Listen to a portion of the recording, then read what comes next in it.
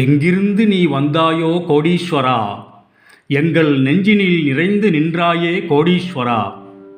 நிதம் எங்கள் நினைவுகள் உந்தன் அருளலையில் சங்கமம் கோடீஸ்வரா. இது எங்கள் ஆன்ம கீதம் அன்பே கோடீஸ்வரா.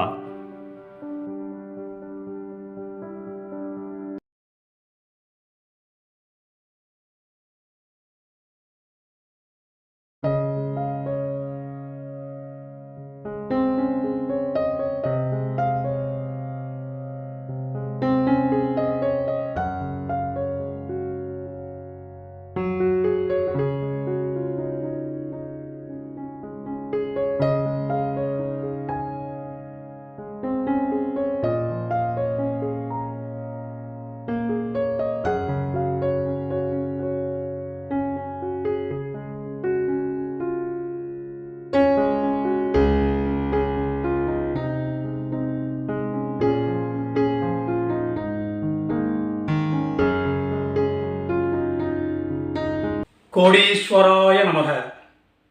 வணக்கம். இந்த பியானோவின் நாதத்தை இசைக்கும் பொழுது எல்லாம் வல்ல அந்த கணக்கரின் பிரம்மநாதம் என்னும் பேச்சுதான் என் நினைவிற்கு வருகின்றது. அவருடைய பேச்சுக்களில் பிரம்மநாதம் என்னும் ஒரு வீச்சு ஒளிஞ்சிருக்கிறத நம்ம தெரிஞ்சுக்கலாங்க. அதை உணர்ந்தவர்களுக்குத்தான் தெரியும்.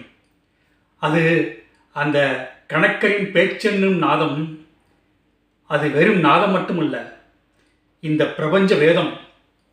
அது வெளிப்பார்வைக்கு ஒரு கிராமிய பேச்சு, வேறு பார்வைக்கு அது வேதாந்த வீச்சு.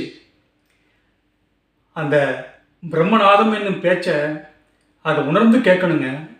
அதில் பலவிதமான உண்மைகளை அவர் சொல்லியிருக்காருங்க. அதாவது இப்போ இந்த பேச்சில் பாருங்கள், இதில் ஸ்டார்டிங்லேயே ஆரம்பத்திலேயே பலவிதமான உண்மைகள் ஒளிஞ்சிருக்குங்க. இருந்தாலும் கடைசி பகுதியை கேளுங்க. அதில் அவர் எல்லாம் வல்ல கணக்கனார் சொல்கிறாரு, பிரிவினைவாதத்தை தூண்டாதீங்க அப்படின்னு சொல்லாமல் சொல்கிறாருங்க. என் மண், என் வீடு, என் பொருள் அப்படின்ட்டு, அதாவது நான் என்னுடையது அப்படிங்கிற மாதிரிலாம் சொல்லி பிரிவினைவாதத்தை தூண்டாதீங்க அப்படின்ட்டு சொல்லாமல் சொல்கிறாருங்க.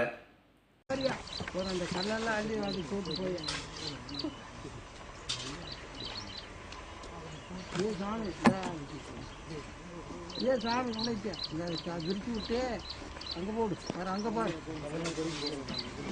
இப்போ எனக்கு மண்டை மூளை இங்கே பார், 2 பேர் தூக்கி பிடி, அந்த 2 பேர் தூக்கி பிடி கொண்டு இன்னும் எடுத்தாச்சு. போ, இந்த கொஞ்சம் இருக்கும் சாமி.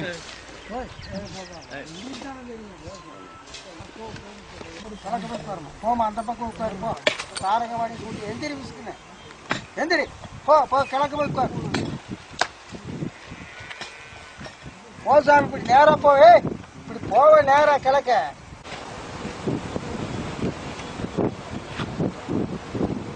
சாமி, தண்ணி பாயிர பக்கம் இருக்காது, எல்லாம் கிழக்க போய் உட்காரு. போ போங்க சாமி, சொல்றதுக்காது சாமி. தண்ணி மண்ணுக்கு போயிடுது. அப்புறம் எங்கே மண், எங்கே தண்ணி, எங்கே மரம், எங்கே வீடு, கிழக்க போய் உட்காரு. அப்படி போய் உட்காரு, அங்கே போய் உட்காரு. இந்த பக்கம் வா சாமி, அந்த பக்கம் போய் உட்காரு. சொல்றது கேளுங்க.